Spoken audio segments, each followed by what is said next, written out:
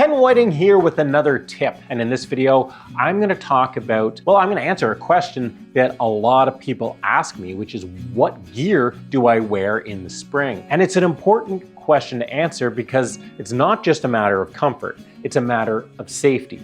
And the biggest issue is the water temperature. Springtime, in most places, unless you live somewhere really warm, in spring, the water is colder, and it can be cold to freezing in temperature. And the colder the water is, the more important it is that you choose the right gear. And ultimately what that means is you need to choose gear that will allow you to survive an unexpected swim when things don't go as planned. Now, you don't need to be dressed in a way that you're totally comfortable if you go for an unexpected swim. That would be nice, and that's something to strive for, but you definitely need to dress in a way that you can survive it. And depending on how cold the temperatures and the water is, this might be your best choice. And this is the ultimate defense against the cold. It's a dry suit. If you haven't seen a dry suit before, what makes it unique, well, it's a kind of suit where literally you can step into this thing in your street clothes and go for a swim, and theoretically, and it's how they work, you could step out of this thing afterwards and be bone dry. And the way it does that is with these latex gaskets here at the neck, and it has them at the wrist as well. Now on the feet, it's got waterproof socks built right in, and so your only exposed skin to the water is your neck and your head. Dry suits really are the ultimate defense against the cold. This is the NRS Axiom dry suit. It's not cheap. No dry suit is cheap, but if you take care of your dry suit, this is the kind of piece of gear that's going to last for literally decades. I mean, I have a dry suit that is 20 years old that still works. It's not this one. This one's a newer one because it's a better one. It's made with Gore-Tex, and it's more waterproof, and it's more breathable in particular, which is really nice. But if you take care of a dry suit, it's going to last for all years and years and years. You might have to at some point replace the gaskets, which you can send the gear back to the manufacturers and they can do that very easily. Another good thing to do is to treat the fabric. And every year I would do it just to make sure it stays as waterproof and breathable as it possibly can. But otherwise, if you take care of this thing, it's going to last forever. And this is a piece of gear that when it's cold, when the water is cold, from freezing to cold, and the air temperature is cold, if I am worried about swimming or I just want to stay warm, then this is the piece of gear that I go towards. This is the piece of gear I wear. And I actually learned a valuable lesson a couple of winters ago with this very piece of gear. I was doing a paddling trip, an overnight winter kayak camping trip. I wasn't expecting to swim. I wasn't doing really challenging whitewater, but I was taking a break and I wasn't paying attention and my boat floated away. I was paddling alone. There was no one going to be around because it was winter time. The boat floated away and I had to go swimming after it. The water temperature was right around freezing. And even though I was wearing a dry suit, I couldn't believe how cold I got. And it was a reminder of how dangerous cold water is and how valuable a dry suit is. Now, the next step down, I guess you could say, is a dry top. And this is the NRS Flux dry top. A dry top is basically just half of a dry suit. And you can get the dry top, and then you can get dry pants, which is basically the two halves of a dry suit. Why would you get two halves? Well, it's so that you can wear them separately. I don't do that anymore. I rarely actually wear just a dry suit or a dry top, or dry pants. If it's that cold, I'll wear a dry suit. But there was definitely a time where I wore a dry top a lot more than a dry suit. A dry top has latex gaskets at the neck and at the wrist, so it's dry there. It's just at the waist that it's not as dry. It cinches down, so it's going to keep water out pretty well, but if you go for a swim, ultimately you're going to get wet. One of the times that I actually still use a dry top is when I'm paddling in later in the spring when the water's warmed up, and so the water really isn't the issue. It's no longer really cold water. It's actually just a cold day that I'm having. And so I want to be warmer up top, and so I'll wear a dry top, but it's mild enough and the water's warm enough so that I don't feel like a full dry suit. I want to be lighter down below. Moving right along, when things aren't quite as cold, when we're not dealing with freezing temperatures, because going back to the original concept of dressing to be able to survive an unexpected swim, if the water's cold, you know, or even close to freezing, then you really need dry wear. When the water is still cold, but not that cold, you could gravitate or move to something like this, which is a semi-dry paddling top. This is the NRS Element Gore-Tex semi-dry paddling top. Some people call it an anorak. Now the difference between this and a dry top is that it still has latex gaskets at the wrist, but it doesn't have latex gaskets at the neck. It has a neoprene gasket here. The joy of the neoprene gasket is it still provides a pretty good seal, but it's not 100% waterproof. It's more like 95% waterproof, but it's a whole lot more comfortable. If you go for a swim in this thing, you are going to get water leaking in. You are going to get wet inside. That's the downside. But for a full day of paddling, it is so much more comfortable, at least for me, than having a latex gasket at the neck in particular. It still has, as I mentioned, the latex gaskets at the wrist, and that's important to me because when your hands get wet or when you're paddling and you get cold water running down, you don't want it running down and into your life jacket, getting your underlayers wet, and then ultimately you get that dreaded drip that goes down your side. Having latex gaskets at the wrist is still, in cold conditions, is still really valuable. When the conditions are getting more mild too in the spring, instead of a dry pant, I'll move towards, if I even need a shelled pant, this is more just a paddling pant. And it's not waterproof at all. It's waterproof, it's splash proof, but if you go swimming, water's going to get in through the feet and in through the waist. You know, it really depends on the conditions you're dealing with.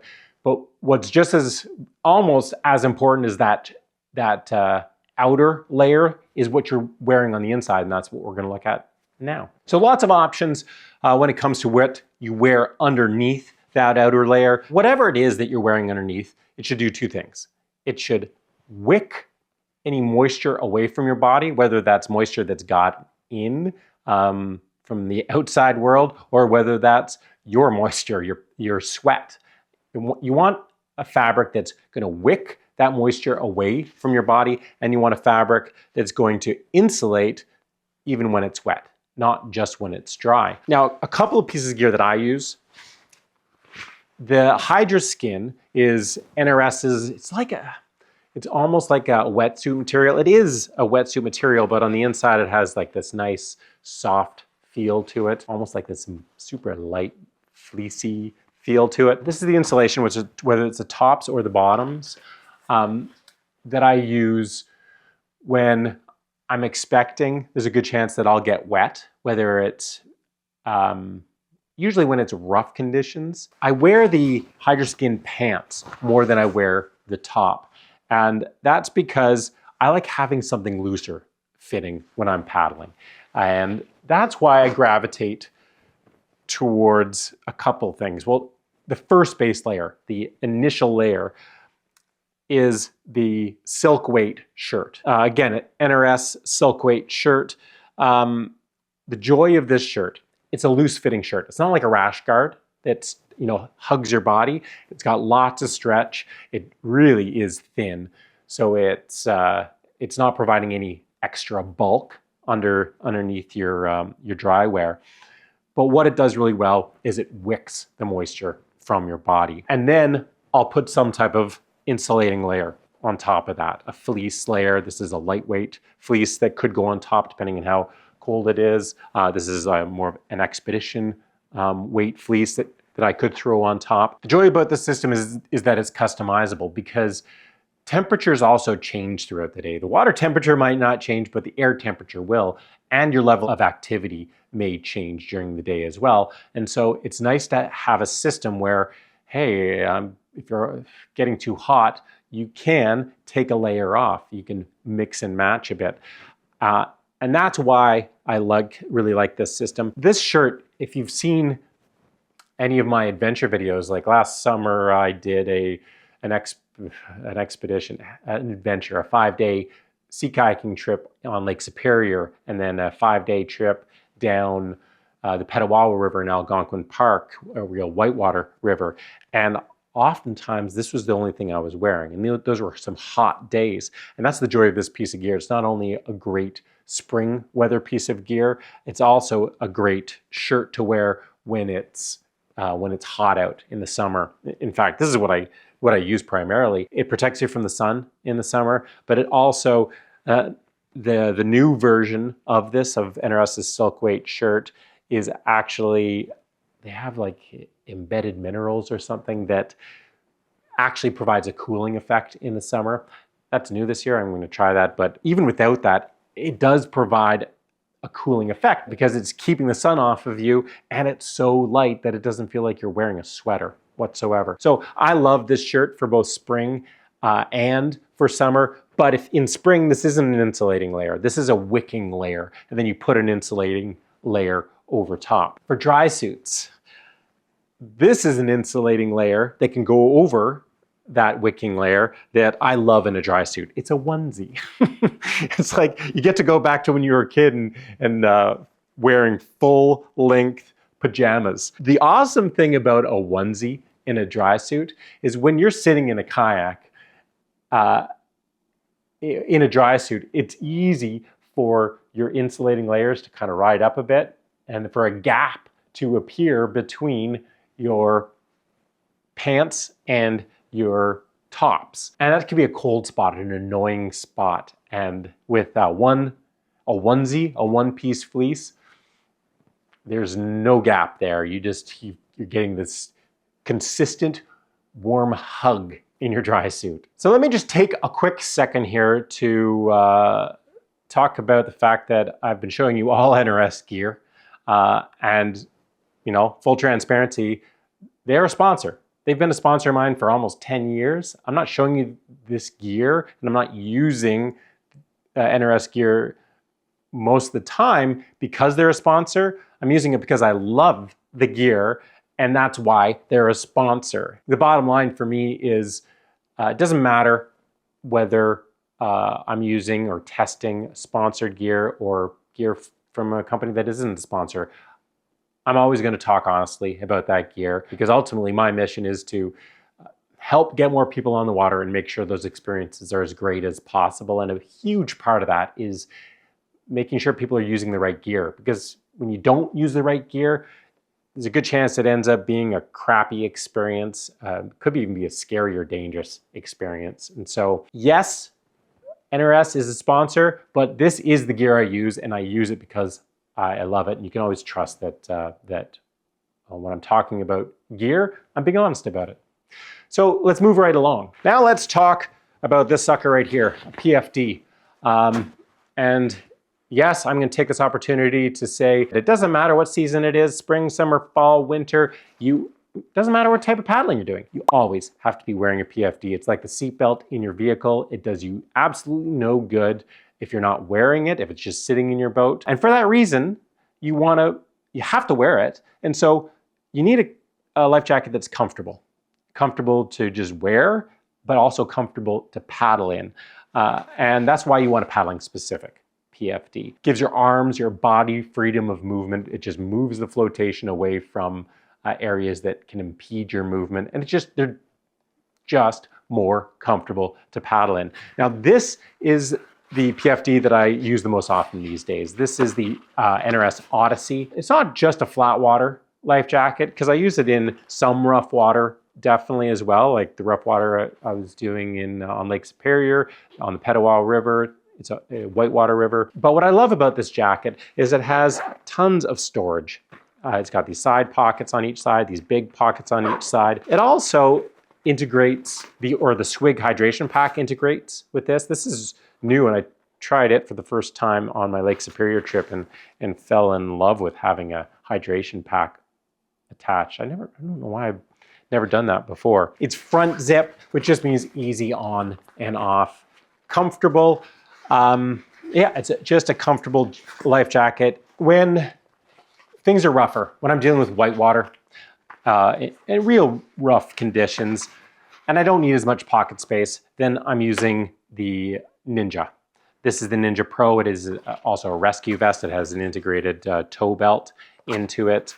It just has one big main pocket. It's big pockets. You can carry stuff, but not as much stuff as you can with the Odyssey. Aside from the pocket size, one of the big differences with the Ninja and the Odyssey is that it really keeps, well, it's not a center zip, but it really keeps the volume centered in the middle of your body or in the middle of your back, gives you maximum freedom of movement, which is great when you're doing aggressive paddling or in a situation where swimming is more likely. So now let's talk about footwear. This here is the NRS Boundary Boot, and this is the footwear that I use when I really need to stay protected from the cold, or when I'm going on a colder, long mission, multi-day trips. And the reason for that is it's neoprene, so it offers a lot of insulation, but it's also waterproof. Unless, of course, you step in water deeper than the cuff and water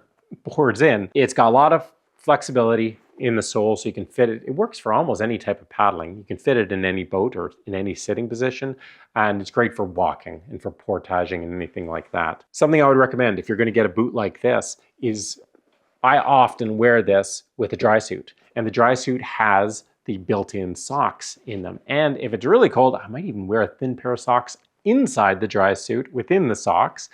So you need extra space in here to accommodate that, at least the dry suit sock. And so I would definitely get a half size bigger than you would normally get. If you plan to wear socks inside your dry suit, then a full size even. But a half size is, for me, is ideal. I typically don't need an extra pair of socks inside my dry suit if I'm wearing the dry suit, and it's got the feet, and they fit in here comfortably. You just don't want them to be tight, because then you'll cut off circulation and it'll feel a bit colder. So this is the other footwear that I use in the springtime. Usually when the Boundary Boot is it's just too much, where I don't need a boot of that size. Maybe I want something smaller, more flexible that'll fit in other boats. I don't care if my feet are going to get wet, because this is the NRS Paddle wet shoe, and that's what it is. Your feet don't just stay dry in this thing, but it keeps them warm whether it's wet or dry. These are the two options that I really go for in the springtime. And now the last two things to talk about is headwear and handwear. Headwear, if I'm just doing flat water trip, I'll usually just wear a toque or a beanie, whatever you want to call it.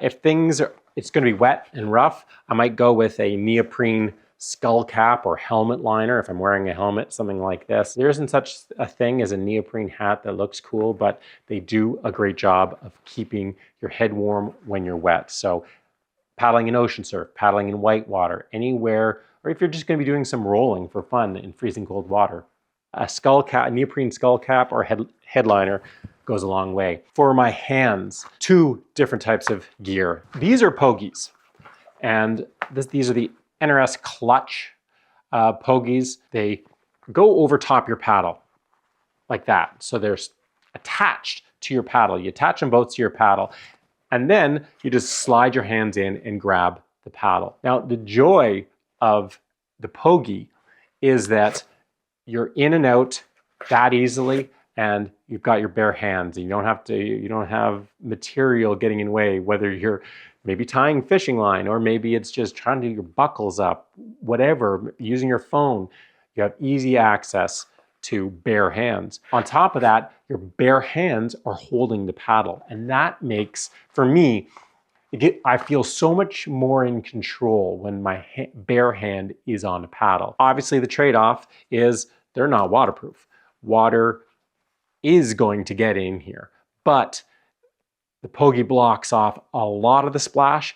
It is providing a surprising amount of insulation. So these are, so even though water gets in them quite freely, they are surprisingly warm. And I use these in most situations. When things sometimes things are colder, or I want something that that keeps my hands warm when I'm not holding my paddle. I mean, that's the downside of Pogies. When you're not holding your paddle, you're doing something else. You've got bare hands. And if it's really cold, that's a problem. For example, when I was swimming, doing that unexpected swim, chasing my kayak a couple of winters ago, my hands I didn't have any gloves because I was using Pogies, and my hands were my biggest issue. I could hardly do anything for 5-10 minutes after that 1-minute swim. A neoprene glove is a great option just to provide overall warmth. A good paddling neoprene glove will have some type of, these are little silicone dots on here, just provides a bit more grip on your paddle. I don't like having a very thick neoprene glove, especially not where I'm holding the paddle. The more material there is between the paddle and my hand, the less control I have. Another really nice feature from gloves is having slits in the gloves, so you can kick them back, and now I have, without taking the glove off, I have access to my fingers for doing whatever I need to do. Simple, but a really valuable function in a good wetsuit glove. And that's pretty much it. That's the gear you're gonna see me using for the next, 2.5 months or so, until things warm up enough that I can get away with less gear. And I'm looking forward to that. I hope you've enjoyed this video. If you have, of course, give it a thumbs up, and subscribe to Paddle TV if you haven't already. Leave a comment down below. Share any thoughts you have about spring paddling gear that you particularly like, and stay tuned, because I have a whole lot more paddling tips, gear reviews, and paddling adventures coming your way. Do keep your eyes on my new YouTube channel, Ken Whiting Adventures, which is dedicated to my paddling adventures. It won't be long before I'll be able to go on my first paddling adventure, and so you'll start seeing some new videos there very soon. Thanks for watching.